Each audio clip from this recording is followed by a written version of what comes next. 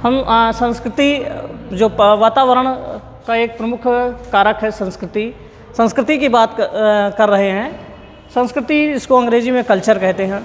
हमने चर्चा की, हर समाज की अपनी एक संस्कृति होती है और उसी के आधार पर बालक का विकास होता है। कहीं ना कहीं बालक के विकास को संस्कृति भी प्रभावित करती है। फिर आते हैं हम पोषण पर। पोषण की बात करें तो एक महत्वपूर्ण फैक्टर है, एक महत्वपूर्ण कारक है जो पर्यावरण के अंतर्गत है, वो पोषण है। बालक के विकास में कहीं ना कहीं पोषण का बहुत बड़ा योगदान होता है, खान पान का बहुत बड़ा योगदान होता है। हमको पता है, हमने पढ़ा है, इससे पहले इसकी चर्चा की है कि बालक गर्भावस्था से लेकर और 6 वर्ष तक बालक के शारीरिक ग्रोथ जो बालक की होती है वो बहुत तीव्र गति से होती है। और शारीरिक ग्रोथ जब तीव्र गति से होती है तो उसी हिसाब से उसको पोषण तत्वों की ज़रूरत होती है। गर्भ में बालक जब रहता है तो माता जो खाती हैं, जिस तरह का माता का पोषण होता है उसका असर बच्चे पर पड़ता है। और जन्म होने के बाद बालक के खान पान का असर बच्चे के शारीरिक और मानसिक विकास पर बहुत ज़्यादा पड़ता है। अगर हम भारत की बात करें तो विश्व में सबसे ज़्यादा कुपोषित बच्चे भारत में ही हैं। इसके पीछे का कारण ये है कि कहीं ना कहीं अभी भी भारत में अशिक्षा एक प्रमुख कारण है कुपोषण के पीछे, और अशिक्षा के साथ साथ गरीबी भी एक कारण है जो पोषण को प्रभावित करती है। बच्चे को जब इतनी तेज़ी से शारीरिक ग्रोथ हो रही होती है तो वो vitamins, protein, calcium, carbohydrate, iodine, वसा, बहुत सारे पोषक तत्वों की ज़रूरत होती है। प्रतिदिन एक संतुलित आहार की ज़रूरत होती है जिसमें सारी चीज़ें उसके हिसाब से हों, उसकी आवश्यकताओं को, उसके शारीरिक मांग को पूरी कर रही हों, सारी चीज़ें होनी चाहिए। लेकिन कितने लोग हैं, कितने परिवार ऐसे हैं जो संतुलित आहार की व्यवस्था कर सकते हैं, जिसमें ऐसा आहार जिसमें सारे तत्व पाए जाते हों, जिसमें विटामिन्स पाए जाते हों, प्रोटीन पाए जाते हों, कैल्शियम पाए जाते हों, कार्बोहाइड्रेट पाए जाते हों, वसा पाई जाती हो, बहुत सारी चीज़ें हैं जो पाई जाती हैं।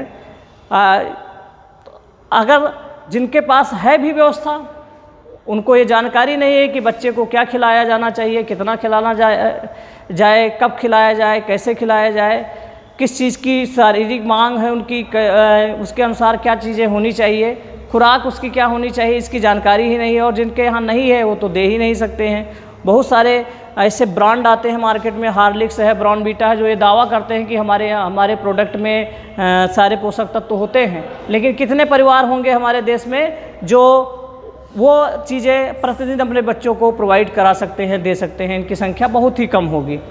तो कहीं ना कहीं जब पोषण सही से नहीं मिल रहा है, किसी दिन दाल चावल खिला दिए, किसी दिन रोटी सब्जी खिला दिए, किसी दिन दूध दे दिए, किसी दिन कुछ दे दिए, इस तरह से चीज़ें देते हैं।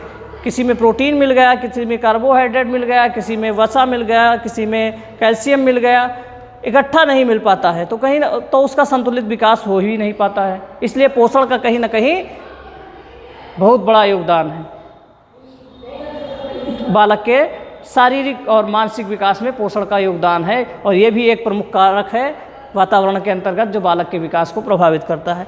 फिर रोग और चोट की बात की जाती है। रोग और चोट भी एक कारण है जैसे जो बच्चे आप देखते हैं कि जो बच्चे रोगी होते हैं, जिनको किसी न किसी प्रकार का रोग होता है, उनका शारीरिक और मानसिक विकास उतनी तेज़ी से नहीं होता है, या कहीं ना कहीं रोग के कारण वो पिछड़ जाते हैं उसमें। और चोट एक्सीडेंट हो जाने के कारण या जन्म के समय चोट के कारण या और चोट होते हैं, जो चोटें होती हैं वो कहीं ना कहीं उसके विकास को अवरुद्ध करती हैं। फिर शिक्षा एक महत्वपूर्ण फैक्टर है वंशानुक्रम और वातावरण के अंतर्गत। वातावरण के अंतर्गत आने वाली चीज़ों में शिक्षा एक प्रमुख फैक्टर है।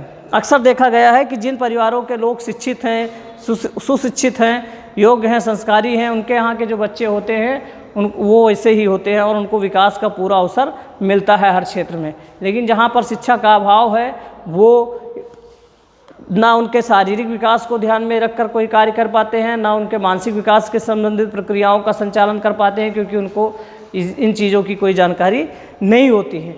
तो और जिन लोगों को है वो उनके यहाँ के बच्चों का विकास बेहतर होता है। तो ये कुछ बाल विकास से संबंधित कारक थे। अगर हम मुख्य कारकों की बात करेंगे तो मुख्य कारक 2 थे, वंशानुक्रम और वातावरण, हेरिडिटी एंड इन्वायरमेंट।